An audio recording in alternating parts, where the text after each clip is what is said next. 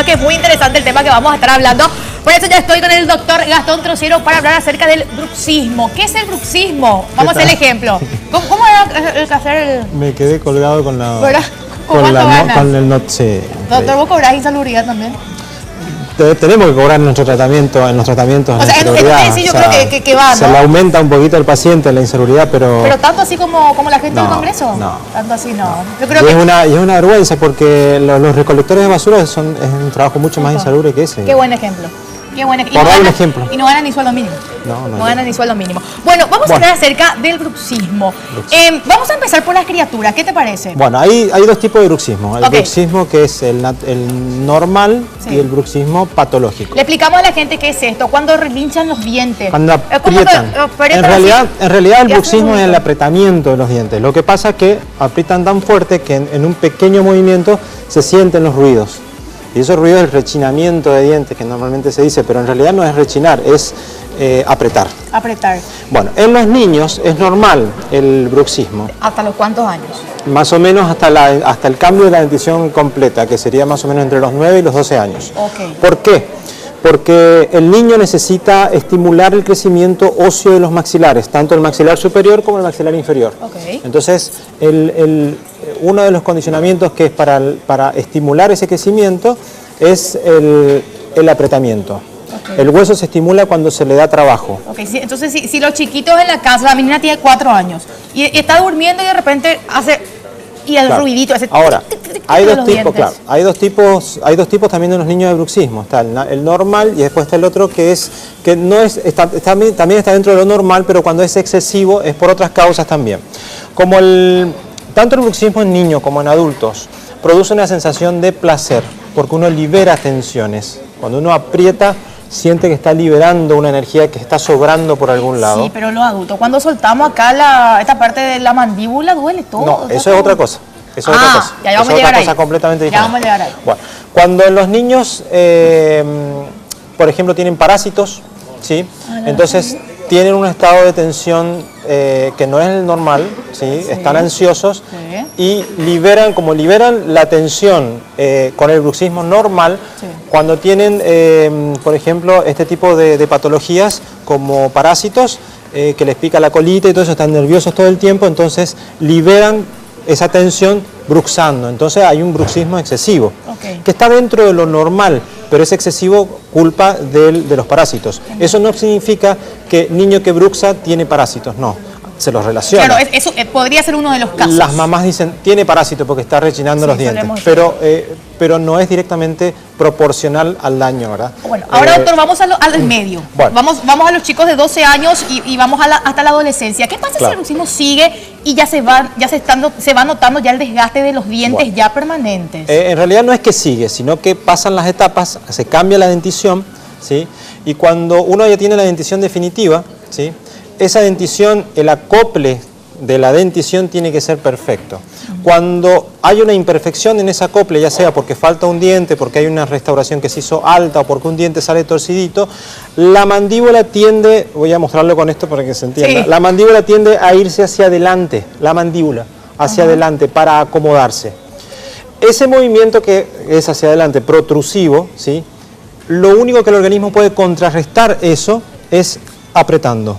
Entonces ahí comienza el problema, se empieza a apretar tratando de que la mandíbula se vaya hacia atrás, cosa que no se va porque se acomoda hacia adelante. Claro, de manera natural, por decir así. O sea, cuando tenés problemas de columna te acomodás por otro lado, pero te da otro problema posterior. Claro, porque te vas incomodando más. Acá pasa lo mismo, acá la persona empieza a apretar porque tiende a tratar de acomodar esa mandíbula en una posición más precisa, no lo logra, y ese apretamiento genera dos cosas. Por un lado, una liberación de tensión, porque uno, o sea, si vos estás nervioso y haces fuerza con una pesa, se te va el nerviosismo. Claro. Bueno, acá pasa exactamente lo mismo. Uno tensiona esto y libera esa tensión al apretar.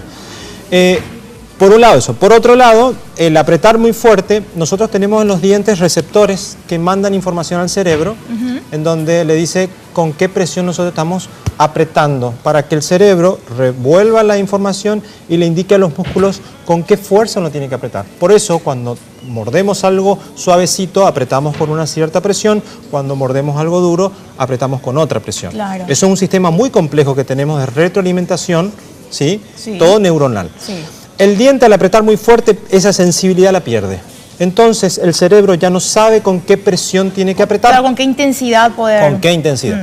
Entonces, a la noche, cuando uno está nervioso, que ya empezó el problema por otro lado, el problema de oclusión, Sí. cuando uno está estresado, todo eso, tiene que liberar la atención de alguna forma, y como el cerebro, ese sistema de retroalimentación, no lo tiene preciso, porque ya lo perdió, empieza a apretar.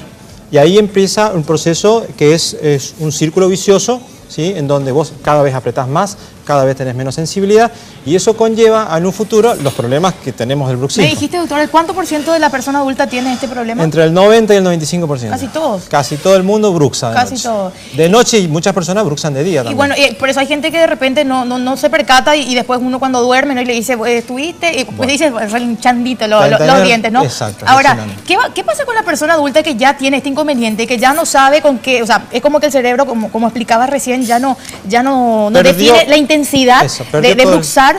¿Qué se hace cuando ya es un extremo esto, que ya se convierte en un problema? Hay muchas, o sea, el paciente cuando viene al consultorio, lo que primero encontramos son las abrasiones, que son como caries de cuello, se les llama caries de cuello, en todos los dientes. Se empieza a desgastar como cuando a un árbol le pegás con un hacha y le tratás de hacer una cuña. Sí. Lo mismo, en todo el cuello de los dientes aparece esa lesión que se llaman abrasiones o desgaste excesivo de los dientes. ¿Eso tiene dolor? O, sí, sensibilidad extrema. Las personas que tienen mucha sensibilidad y que tienen que usar las pastas dentales para la sensibilidad, Sí. es porque comienzan con el bruxismo. El diente empieza a deteriorarse en la zona del cuello y lo primero que da es sensibilidad. Así que sensibilidad, abrasiones, movilidad dentaria, desgaste dentario y por último problemas en la articulación temporomandibular. Y es lo que te decía, ¿no? Cuando ya hay ese dolor acá y... Cuando está ese y dolor tiene ya que- es un caso extremo en donde hay que hacer tratamientos muy complejos. Y este tratamiento se hace con odontólogo. Con odontólogo. El tratamiento más simple que es para retener eso, porque, o sea, no frenes el bruxismo, pero por lo menos proteger los dientes, mandar la mandíbula en una posición más correcta y bajar el bruxismo a un 80% es la placa de relajación. Ahí está, se iba a decir, hay gente que duerme con esa... Exacto, la plaquita de relajación es lo que se indica, es un procedimiento simple, no es costoso, se hace de un día para otro y te soluciona el problema en un 80%. Genial. ¿sí? Doctor, ¿cuál es el tema del día? El tema del día va relacionado con esto también, es un caso clínico que yo muestro en donde el paciente ha perdido las líneas de oclusión, ¿sí? Las líneas de oclusión aplicadas a la odontología. El paciente ha perdido muchas piezas dentarias, pero y el paciente viene porque quiere recuperar los dientes que le faltan. ¿Por el bruxismo se da esta pérdida dentaria o no? En este caso el paciente tuvo accidente y tuvo enfermedad periodontal, que son, la pucha. son otros temas que vamos a hablar en otra Doctor, oportunidad. rápido te pregunto acá, Sí. si el paciente pierde dientes y demás y se los pone ya los implantes, ¿igual sigue el problema de bruxismo? Claro, ¿Sí? hay que tratarlo, porque si no puede perder incluso los implantes. A la pucha. Bueno, en este paciente hemos puesto implantes y vamos a devolverle toda la sonrisa al paciente. Todos los dientes que le faltan le vamos a volver arriba, abajo, todo, pero tenemos que hacer hincapié no solo en la parte estética. La parte estética es lo que ve el paciente. Este es el caso cuando ya ha pasado 3 meses, cuando los implantes ya tomaron en el hueso y ya preparamos para la rehabilitación. Son imágenes que se ven fuertes, Sí, pero bastante. el paciente no sufre para nada. El paciente está anestesiado. Yo necesito mostrar todos los pasos porque entre el antes y el después ¿Cuánto tiempo hay dura tanta esto? diferencia. Con implantes 3 meses. 3 meses. Si no tenemos que poner implante y tenemos que rehabilitar, en 2 semanas, máximo 3 semanas se puede terminar un trabajo de estos. Acá está el trabajo terminado. Muestro todos los pasos para que se vea que hay una gran diferencia entre el antes y el después, pero que hay un trabajo intermedio muy grande. Este es el trabajo en modelos de estudio. Ahí está el paciente rehabilitado. Totalmente. En la sonrisa se ve, o sea, acá nosotros abrimos toda la boca y vemos todos los detalles, Claro. ¿sí? Pero en la sonrisa solamente se ve la línea de oclusión, lo que el paciente quiere ver, ¿sí? Claro. Eh, Claro, ya la parte estética, la ¿no? parte estética fina. Lo que acá tenemos que tener cuidado en esto. El paciente está bien con el tema de la estética, pero nosotros tenemos que ver la función. Tiene que haber una línea de oclusión, y la línea de oclusión es una pequeña curva en la parte de la masticación, que va en relación con la pequeña curva que va en la articulación temporomandibular. Si nosotros no respetamos eso, el paciente seguro va a tener bruxismo y seguro va a romper sus piezas dentarias. Entonces va a tener una linda sonrisa, pero con muy mala función. Claro. El buen odontólogo busca la función. Los pacientes buscan la estética. Nosotros, claro, aparte de la estética, tenemos que buscar la oclusión. En esta foto yo voy a mostrar, este es el plano de oclusión que tiene el paciente, totalmente quebrado. Sí. Al tallar las piezas dentarias y poner los implantes, ya empezamos a buscar esa línea que nos estamos acercando. Y cuando las piezas están terminadas... Matemático es esto. Es una geometría, sí, es pura arquitectura. Sí, ahí tenemos la línea de oclusión que necesitamos. Que es algo imperceptible, nadie se da cuenta, pero esto es fundamental para que trabaje bien. Genial. Doctor, y con los dientes permanentes, ¿la persona que tiene este problema se puede ir corrigiendo en la adolescencia con los frenillos? Primero con la ortodoncia, ¿sí? Segundo, con un control exhaustivo en el odontólogo. Ahí está el caso terminado con la sonrisa del paciente, que es lo que al paciente le interesa, le interesa la sonrisa. Claro, claro. Controles en el odontólogo, controles de la oclusión, no solo con ortodoncia se acomoda todo, sino que hay veces que una restauración está alta y el odontólogo te dice, dejar más que se va a acomodar, o dejar más se te va a pasar. Eso no, eso es lo peor que le puedes hacer a un paciente, porque se va a acomodar, claro, pero con ayuda. No, se va a acomodar solo en desmedro de que la mandíbula se va a ir para adelante. Ah, claro, con lo que explicábamos hace rato. Ya le activamos el bruxismo con esa restauración. Exactamente. Entonces, la gente que tiene bruxismo, entonces, es como para tomarlo en serio, ¿no? Es como para ir a consultar, claro, ir viendo esto y para no llegar al caso extremo que fue justamente el que estábamos teniendo. Es un problema que tiene casi todas las personas, es un problema crónico, va muy despacito, casi no se siente, pero cuando ya tenés los problemas ya es medio tarde. ¿Aproximadamente a los cuántos años esto ya uno siente? De como empezar, para ir, no, antes... No, te digo ya en el sentido extremo. ¿A los cuántos años más o menos llega el paciente?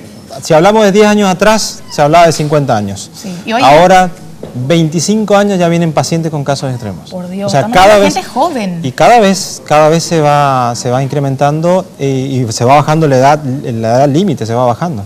Porque el problema es el estrés. El estrés. El estrés alimenta todo eso. Claro. No es lo que genera, lo que lo genera es otra cosa. Pero esto lo alimenta. Claro, ya deja ahí. Te agradecemos muchísimo, doctor. Al contrario.